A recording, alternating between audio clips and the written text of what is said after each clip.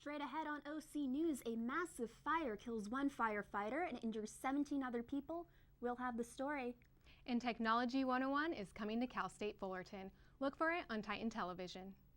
And later, the Titan baseball team is a powerhouse, but the players still have time to give back to the community and help little ones learn the finer skills of Americans' favorite sport.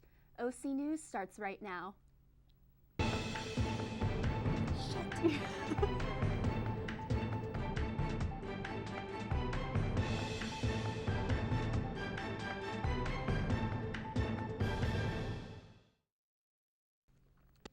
Welcome to OC News. I'm Amanda Newell. And I'm Tatiana Coover. OC News is brought to you by the broadcast journalism students at Cal State Fullerton. One firefighter is dead after battling a massive 9-alarm fire in Boston today. The inferno broke out around 2:43 p.m. today on Beacon Street in the city's Back Bay neighborhood. All available fire personnel have been called to help fight the massive blaze. More than 150 firefighters and 20 to 30 fire trucks responded to the scene. The fire started in the basement of the 4-story building, burned through the roof, and quickly spread. Firewalls kept the flames from spreading to adjacent buildings. 17 people were taken to the hospital, and 3 of those were injured firefighters. An eyewitness told CNN officials that he saw people climbing down the building's fire escape. The Boston Fire Department said that strong winds were fanning the flames, complicating efforts to put the fire out. The cause of the blaze is under investigation. Now to local news. Get ready for the campus of Cal State Fullerton to be very quiet next week. Yes, spring break is just upon us, and as Kristen Goodwillie reports, students say they can't wait. With flowers blooming all around campus, spring break is just around the corner, and we're going to ask Cal State Fullerton students what they're doing. Probably do some partying and go to a lot of shows and have fun. What kind of shows? Spanish indie music shows. Spring break, I'm going to sleep because I don't sleep during school at all, and then I'm going to sleep some more, and then I'm going to catch up on my shows because I haven't done that in a while. It's going to be spent in San Diego, representing the school civil engineering department at conference, where we compete in the concrete canoe as well as the steel bridge and amongst other civil engineering related competitions.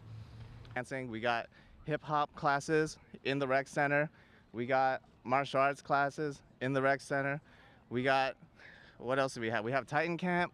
We have everything going on, so everybody have fun. Spring break, peace out, 2 weeks. Peace out. Can you show us your dance?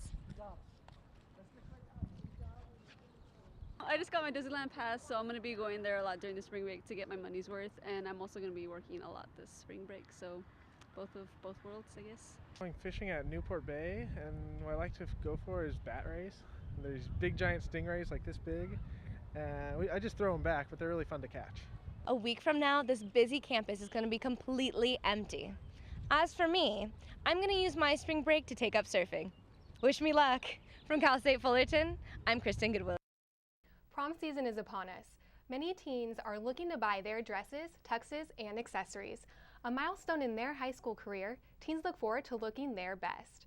But some cannot afford it, let alone spending hundreds of dollars for their big night. In studio, we have Daily Titan writer Amal Rockin, who's writing a piece on CSUF graduate student, who's the creator of the program Heels on Wheels. Thanks for joining us, Amal. Thank you for having me.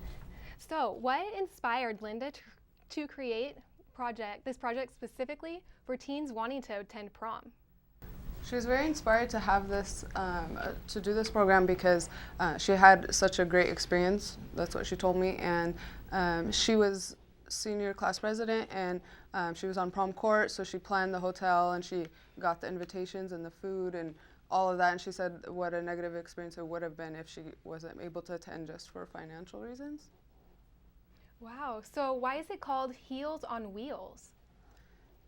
Well, she wanted something that would be easy to remember and easy on the lips so someone could get it right away and just remember their program right away. Very cool. So what challenges did you face while covering this specific story? There were no problems with Linda specifically, but just talking to secondary sources and finding time that will be sufficient for both of us, that was the most difficult part for me. So will Linda continue with Heels on Wheels after her project is complete? She said that she has a lot to do because she has to write a very long literature review for this, and also for graduation she's getting ready for that, and after she was going to be looking for a job, but she wants to keep on attending the meetings and finding other volunteers that could do that for her. So she has 20 to 30 volunteers now that could keep it going until next year. Well, that's a lot of volunteers. So thank you for taking the time out of your busy schedule to help be with us. You can pick up a copy of the Daily Titan tomorrow and read the Heels on Wheels story in its entirety in the feature sections. If you want to donate any dresses, shoes, accessories, visit their Facebook site at facebook.com/giveusyourheels. What a project. Washington is still recovering from the devastating landslide. CNN reporter Martha Shade has an update. Scores of people are still missing 4 days after the massive mudslide in Snohomish County, Washington. Many grasp for any glimmer of hope there might still be survivors who were trapped. It's horrible because I know she's down there under the mud in the dark. My family has been down there digging for her. Authorities say it's still a rescue mission, but no one has been found alive since Saturday. Workers from federal, state, and local agencies are on the scene, helping with the search efforts, and President Obama signed an emergency declaration. Meanwhile, some wonder if the people of this small town were given enough warning about a possible landslide. People knew that this is a landslide-prone area. Sometimes big events just happen. This event happened, and I want to find out why. We did everything that we could have done in the community to feel safe. Officials say they plan to take a hard look at how events like these can be predicted, but also say Snohomish County was as prepared as they possibly could have been. I'm Martha Shade reporting. Search and rescue teams face challenging conditions to find the missing Malaysian plane. For the latest, CNN's Atika Schubert tells us the scoop from the scene. This is what search teams looking for Flight 370 are up against. Strong winds and massive swells as high as 5 meters. Even China's icebreaker, the Snow Dragon, struggles against these waves. It is one of the most hostile regions in the whole world. This is what we call the Roaring Forties, which has always strong winds and big waves because there is no land to interfere with the wind which generates the waves. These are ocean gliders. Charya Patiarachi is a professor of coastal oceanography, and he teaches in Perth, now the hub of search operations. He uses these satellite-controlled gliders to study the currents of the Indian Ocean, and using that data, he's created a model to plot a potential debris field. The main current there is called the Antarctic Circumpolar Current, which is the largest current in the world in terms of the amount of volume of water. To identify the debris, you can use aircraft to pinpoint them and the ships to go and collect it. Then you use sonar to map the seabed to find out where the plane is and where the debris may be scattered. And once you find that, you actually have to go out with a different instrument and a vehicle which can actually recover material from the seabed. So we're not talking about a few days here, we're talking about a long time. No. Even NASA satellites have joined the search, but most sightings are isolated and sporadic. Professor Patiarachi has a theory. It sort of tells me that the way the plane crashed, there wasn't that much debris, that most of it probably is intact at the bottom of the ocean. Is it possible that we'll never find the debris? No, we'll find it. Somewhere, he says, the fuselage of Flight 370 may simply be sitting on the ocean floor, still intact, waiting to be found. Atika Schubert, CNN, Perth, Australia. It's getting cooler here in Orange County, and we're not just talking about us. Here's Angeline Serrano with your weather forecast. Hey guys, I'm Angeline here with your weather forecast. So the spring season has begun with cooler temperatures, and today's definitely no exception. Temperature right now is 66 degrees with a low of 54 degrees. There's winds at 13 miles per hour and humidity at 49%. And if you guys want to check it out, because I love sunsets, check it out for me. Sunset tonight's at 7:08 p.m. So the weather has been, like I said, the weather has been getting cooler, but it will be warming up into the weekend.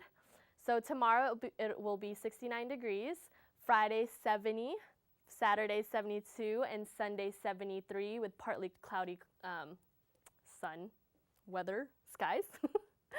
And as far as the national forecast, we have New York with 23 degrees, Cincinnati right here with 30 degrees, Houston down here with 59, and San Francisco with 50. I hope you guys stay nice and cozy. I know I will. And that's it for your weather forecast. Back to you guys. Coming up after the break, we'll hear about a youth baseball camp. And we'll have the latest news in sports from Jesse Gawali.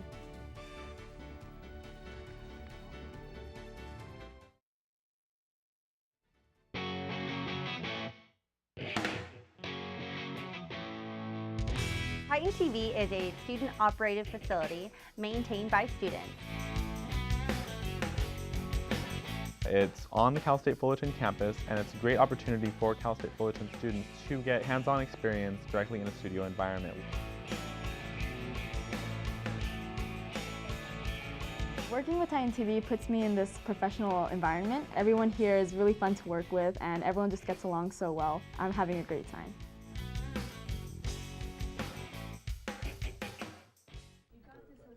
The Titan baseball team is a powerhouse on the field, but they also take time out of their busy schedules to work with junior Titans, who might one day play here at Cal State Fullerton.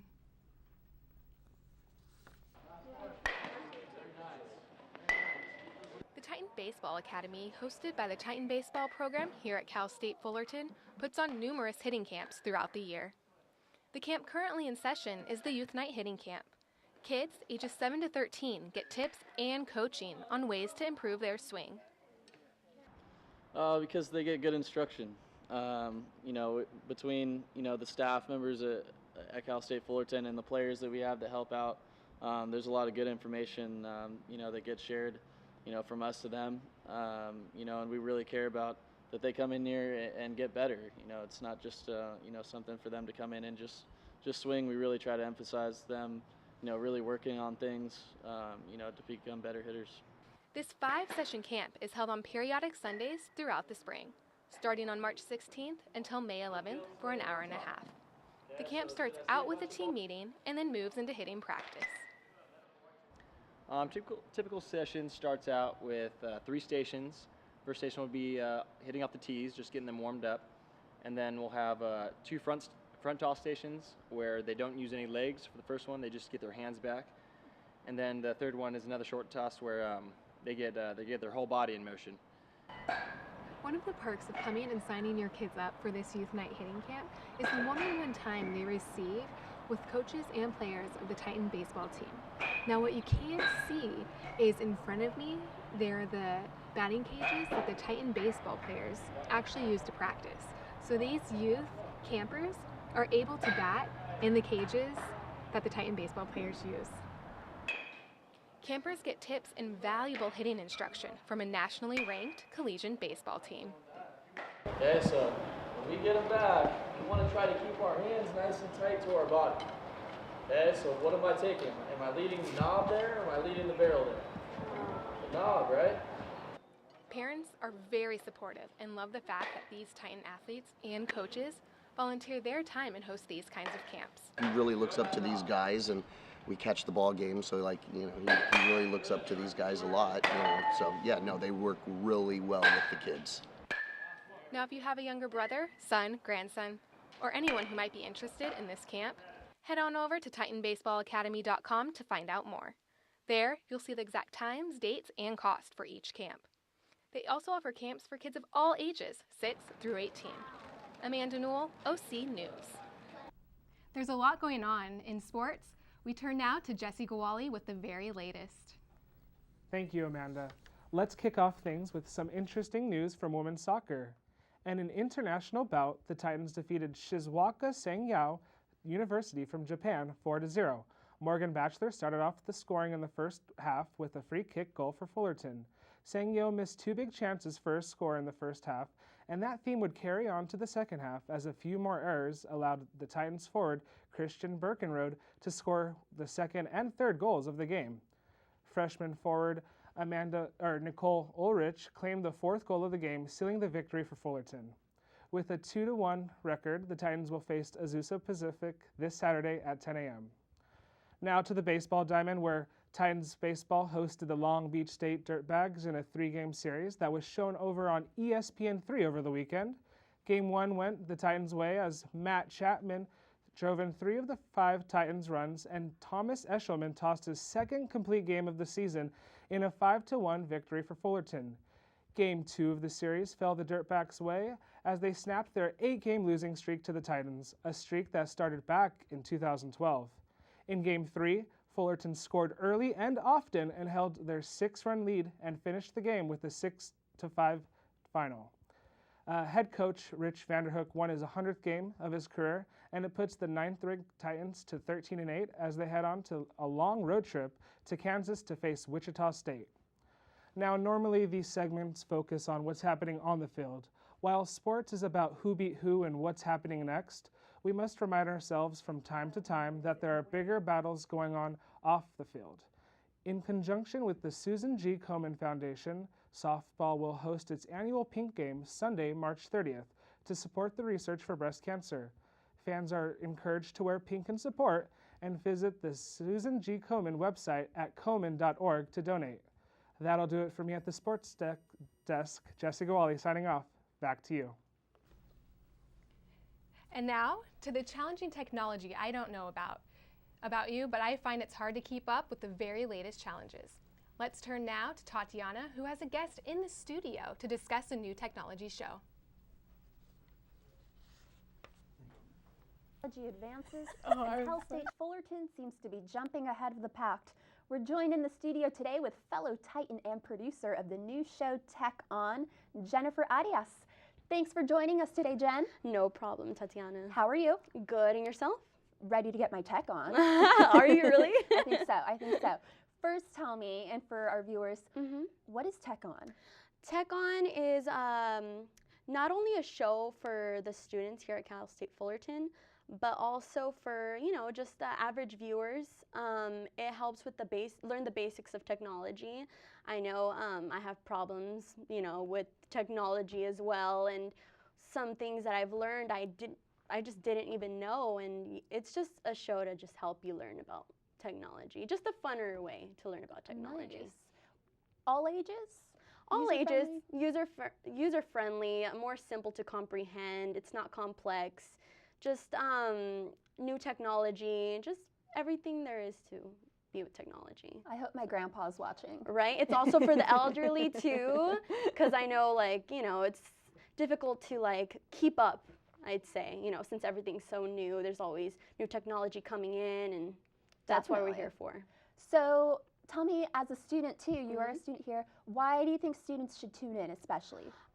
Students should tune in because it's just, I know as a student, I just have problems, sometimes with basic things I didn't even know, and that's what we're here for, just to help you out with those basic things, like the IT help desk here at Cal State Fullerton, So we just want to make it user-friendly, just friendly for the human eye, we just want something fun.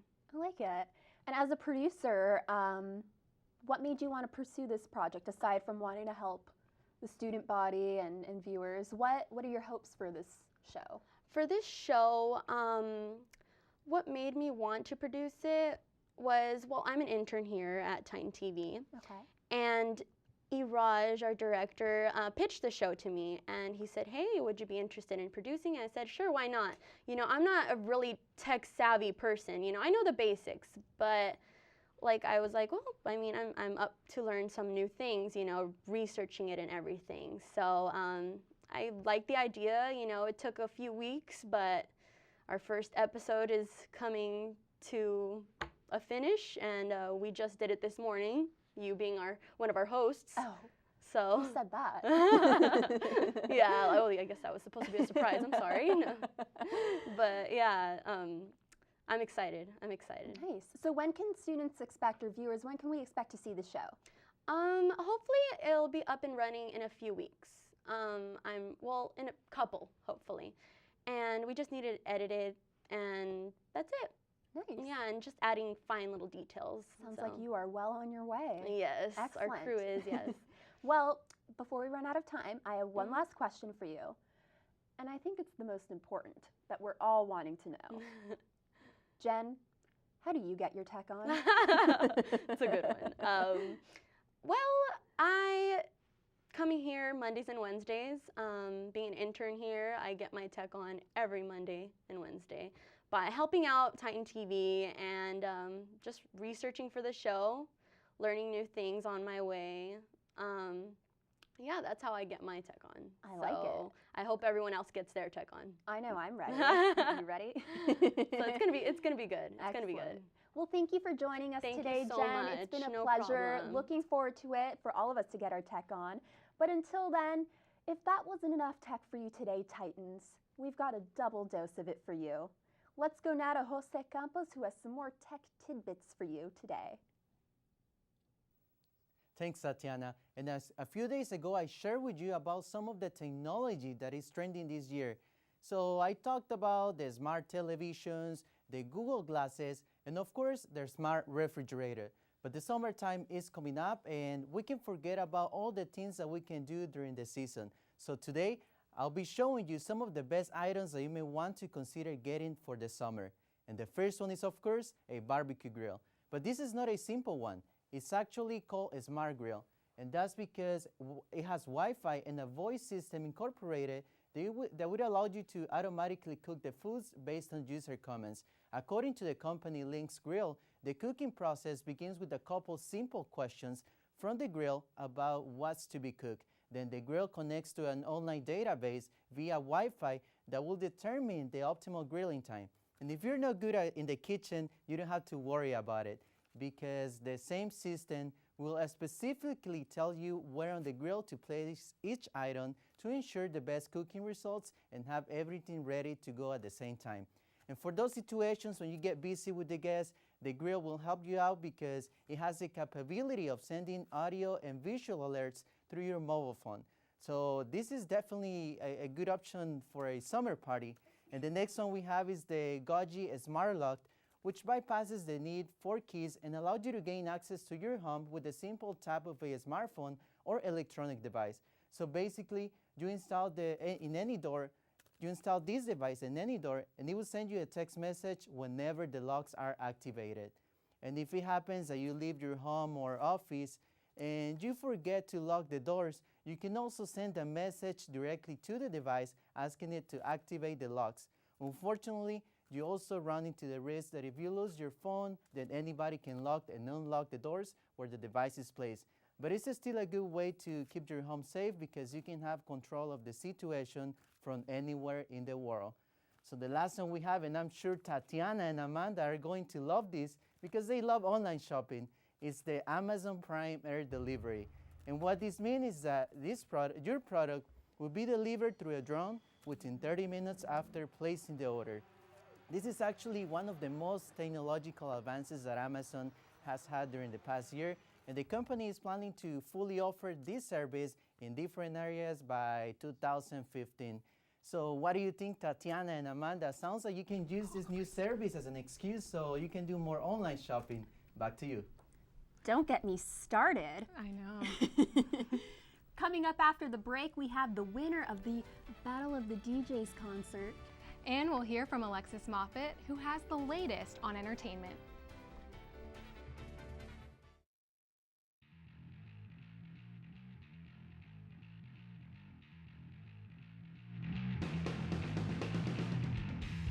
Titan Radio is Cal State Fullerton's own radio station located in the basement of Pollock Library.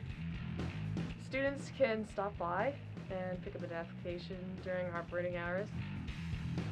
Anyone who has a computer and internet can listen to us, www.titanradio.org. A lot of people who want to pursue TV and film usually start out in radio, so it's always a great opportunity.